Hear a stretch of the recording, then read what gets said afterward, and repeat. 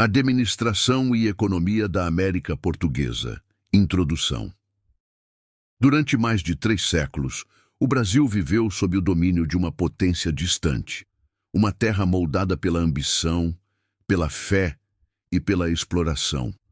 Esta é a história da administração e economia da América Portuguesa, um sistema que ergueu fortunas e destruiu vidas. Bloco 1. A conquista e a organização. Após a chegada dos portugueses, o imenso território foi dividido em capitanias hereditárias, terras entregues a nobres e comerciantes com a promessa de riqueza e glória. Mas o fracasso foi quase total. A maioria dessas capitanias sucumbiu à solidão, à miséria e ao abandono. Para restaurar o controle, a coroa criou em 1549 o Governo Geral. Salvador se tornou a primeira capital do Brasil, e com ela nasceu a estrutura que daria forma ao Estado colonial. Daquele momento em diante, nada escapava ao olhar da metrópole. Bloco 2. A economia do açúcar.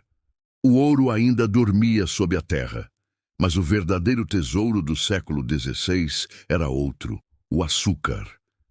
Nos engenhos, o som das moendas se misturava aos gritos dos escravos. O doce europeu tinha o sabor amargo da dor e da servidão.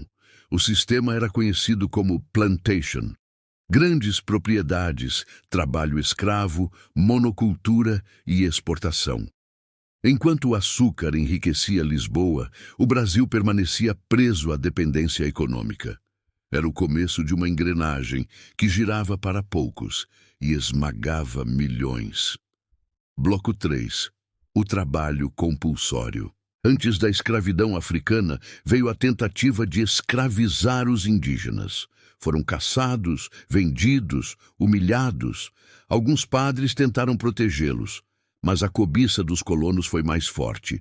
Quando os nativos começaram a resistir, o tráfico humano atravessou o oceano. Navios abarrotados de dor e silêncio cruzaram o Atlântico. Mais de 8 milhões de africanos foram trazidos à força para o trabalho escravo. E assim, o sangue negro tornou-se o combustível da economia colonial. Nos canaviais, nas senzalas, nas casas grandes, o sofrimento sustentava o luxo da metrópole.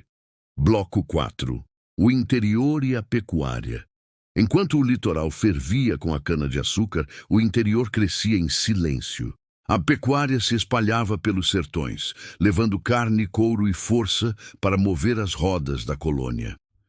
Em 1701, uma ordem real proibiu a criação de gado no litoral.